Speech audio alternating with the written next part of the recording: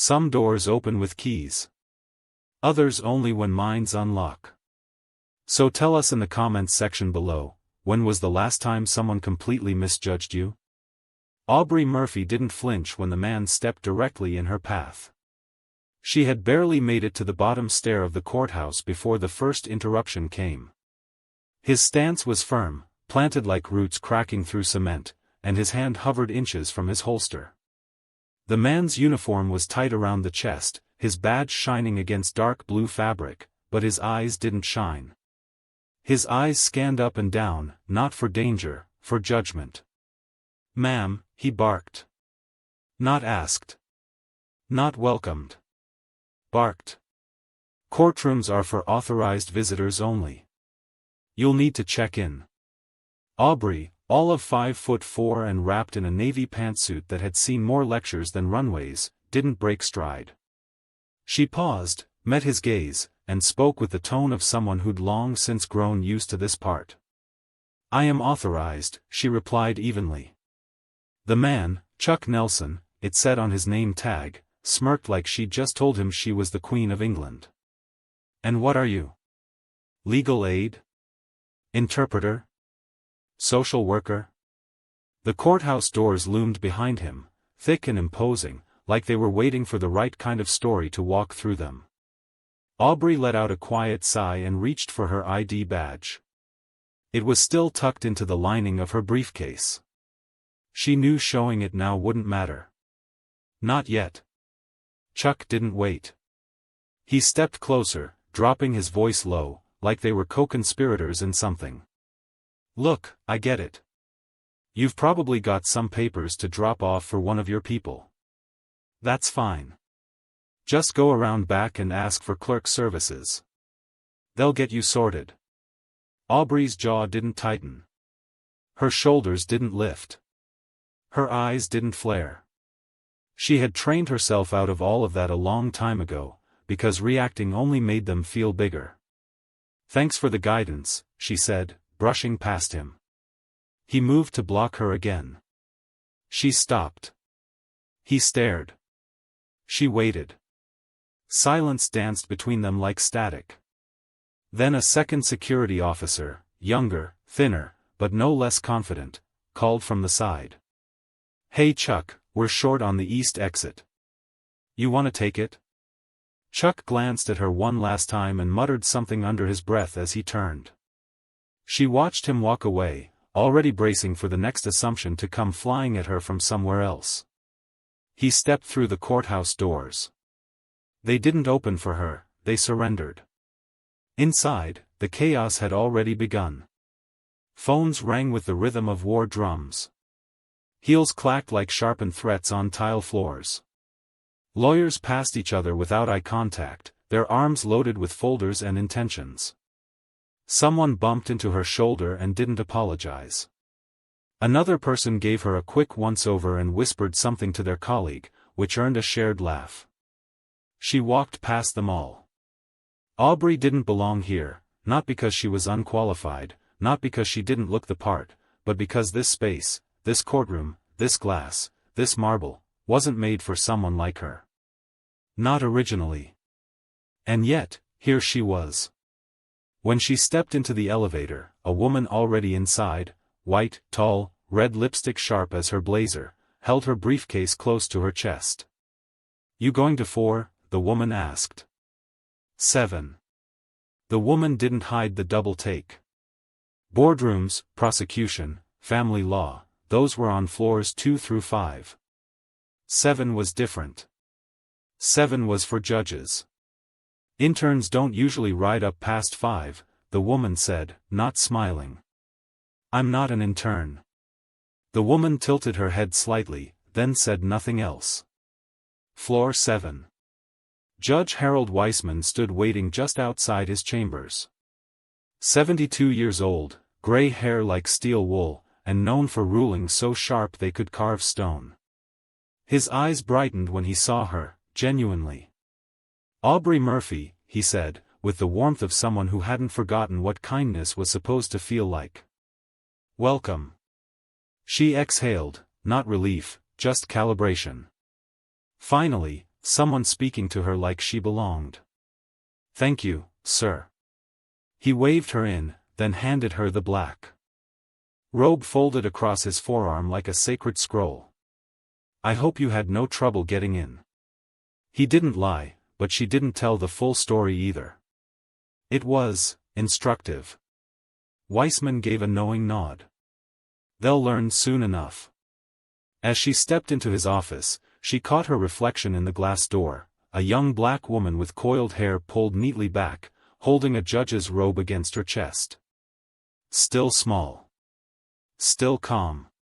Still unstoppable.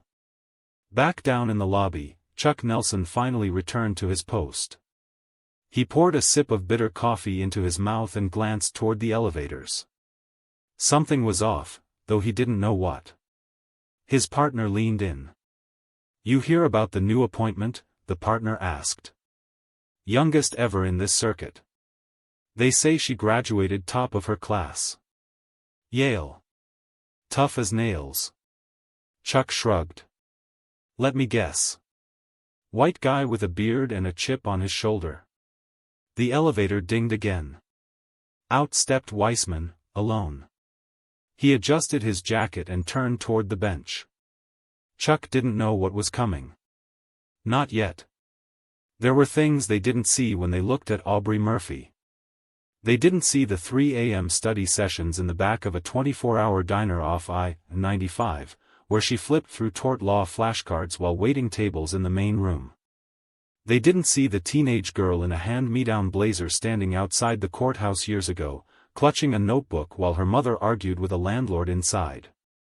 They didn't see the way she taught herself how to fold her pain into a weapon that looked like discipline. They just saw a woman who, to them, didn't look like a judge. But that was fine. Aubrey didn't need them to see her. She just needed them to feel her. Her heels clicked steadily as she walked behind Judge Weissman through a long marble hallway, the robe draped over her arm like a flag of quiet victory. Each step forward was a reminder of every backward glance she'd ignored, every time someone tried to doubt her, redirect her, reduce her. The hallway opened into the judge's chambers, a quiet space with bookshelves tall enough to swallow someone whole. The ceilings were high and domed, the air thick with the scent of aged leather and old cases.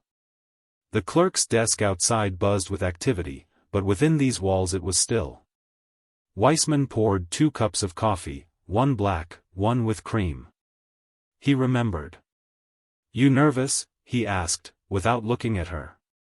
"No," she folded the robe and placed it across the edge of the chair. "I'm ready." He smiled at that, not the kind of smile meant to encourage her, the kind meant to acknowledge her. He took a sip and nodded toward the window. "You see that bench across the street?" he asked. Aubrey stepped forward, following his finger.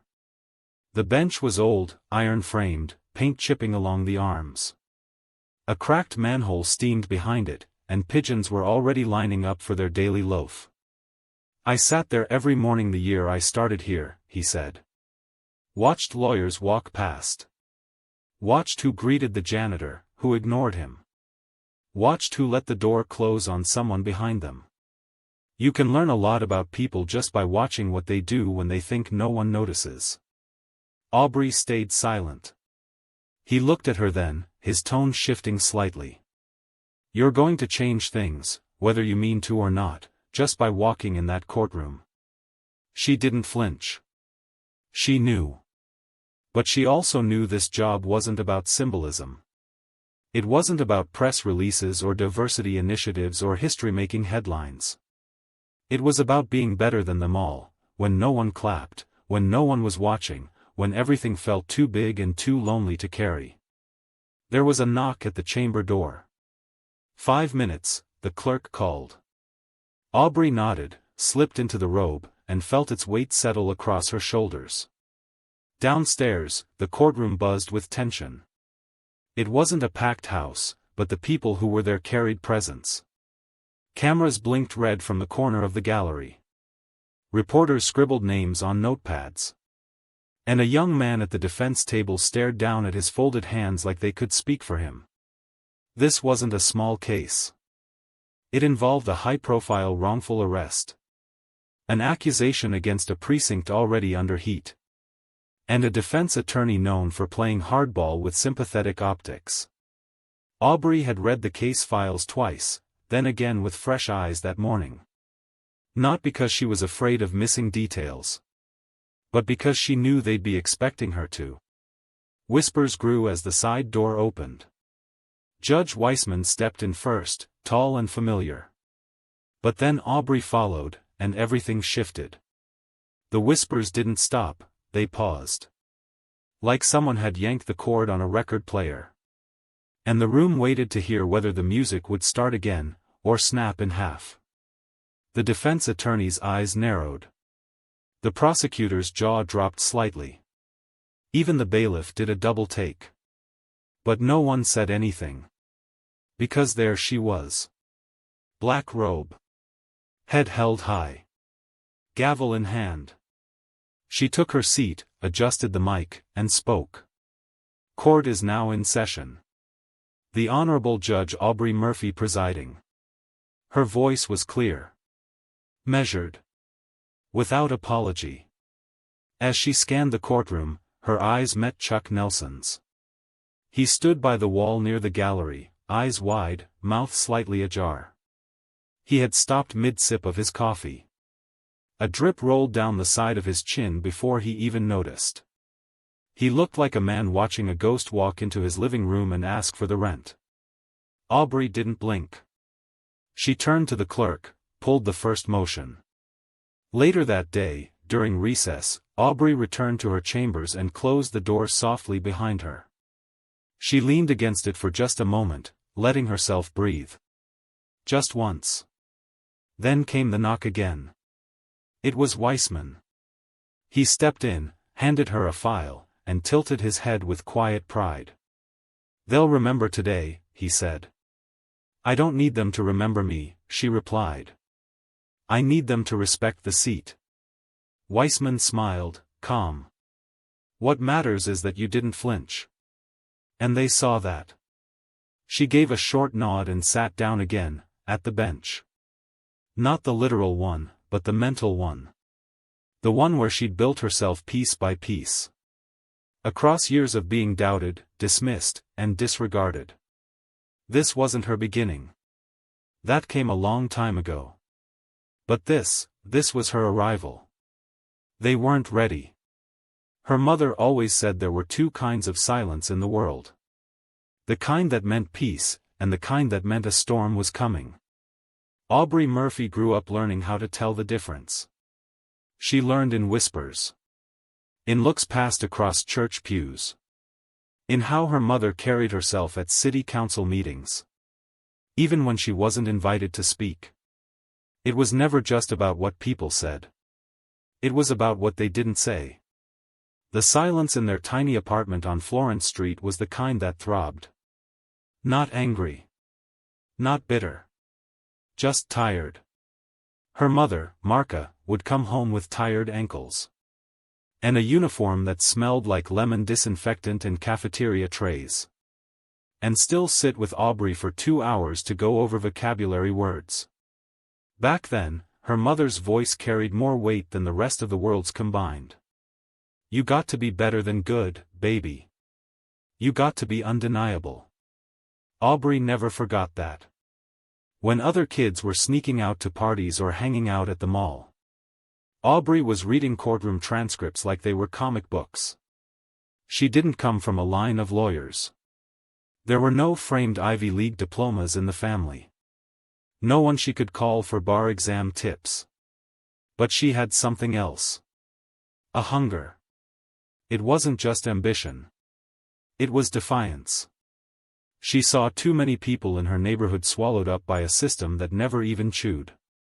She saw kids get suspended for raising their voices in frustration, while others got a stern warning for vandalizing school property. She saw her best friend's cousin serve 6 months for shoplifting, while another boy, a white boy from downtown, walked free with a fine for the same thing. Same week. Different ending. In high school, she was the girl who corrected teachers. When they glossed over court cases in government class. She was the one who got sent to the principal's office for tone. When she questioned why advanced placement courses were mostly white. She was the student who kept attend a new series of mandatory sessions titled Bias, Assumptions, and the Justice We Promise. The title wasn't flashy, it wasn't meant to be. It was meant to be permanent. Chuck Nelson saw the email first thing when he sat down with his coffee. He read it once, scrolled past it, then came back to it and read it again. The memo was short, the wording wasn't angry or condemning, it was clear. It included a direct line from the newly appointed Judge Murphy herself: "Justice begins before the courtroom, it starts with how we're greeted at the door." He sat still for a moment, then closed the email without a word. 2 days later, he sat in a folding chair in Conference Room C, watching a presentation that opened with a security camera still frame, him, hand on his belt, standing in front of a black woman outside the courthouse. No name, no description, just the image, uncaptioned, unforgiving. He didn't say a word the whole session. Recalled, and that was fine. Silence had its place.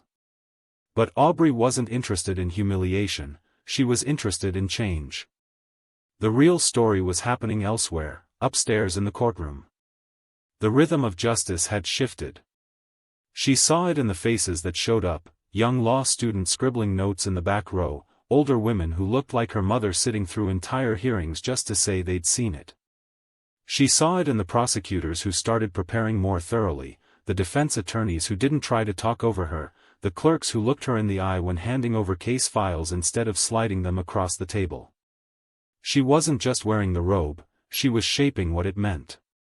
One morning, between hearings, a janitor named Arturo tapped lightly on her open door. "Judge Murphy," he asked nervously, "I was wondering if it's okay, could I ask you something?" She looked up from her notes and smiled. "Of course." He stepped inside slowly, clutching his cap in his hand. "My daughter, she's 15, loves school, wants to be a lawyer, and I was just wondering if maybe she could, I don't know, see the courtroom sometime. Watch you work." Aubrey stood. "She can come anytime she likes, and when she's ready, I'll save her a seat beside me on the bench." His eyes watered before he could stop them. That afternoon, Arturo stayed past his shift just to polish the brass nameplate outside her chambers. He didn't ask, he just did it. Every week, more people came. Sometimes for the verdict, sometimes for the hope. The real change, though, came slowly, in moments like when a young black man was called to testify, his voice trembling until she leaned slightly forward and said, "Take your time. You're heard here." Or when an elderly woman of Southeast Asian descent, speaking halting English, faced an eviction hearing, and Aubrey paused the room to make sure the interpreter was accurate before continuing. Little moments, but weighty ones. In every case she presided over, she reminded the courtroom, not through speech, but through presence, that justice didn't wear a single face. It looked like truth, like care, like conviction backed by restraint. People started talking, not in headlines, those came later, but in barbershops, nail salons, coffee counters, and subway cars. People saying, "You heard about the new judge," followed by a grin, a lean in, a little hope in their voice that hadn't been there before. Back at home, her mother watched every interview, every news blip, every quote clipped and reposted online. She clipped them too, paper, scissors, and all, and slid them into a scrapbook she'd been keeping since Aubrey first made the local paper for winning a citywide writing contest in 5th grade. One evening, after court ended early, Aubrey drove to Florence Street. She didn't call ahead. When she opened the front door, the same familiar scent of lemon cleaner and fried okra hugged her before anyone else could. Maria looked up from the couch where she was folding laundry and watching reruns. "Look what the cat dragged in," she teased, grinning. Aubrey dropped her bag by the door and slid her shoes off. "Long day," she said, sinking into the couch beside her. Marka passed her a warm towel from the laundry basket, no words, just that same rhythm they'd had since forever. "I saw the Arturo," Marca said quietly after a while, "the one where they called you the courtroom's quiet storm." Aubrey smirked.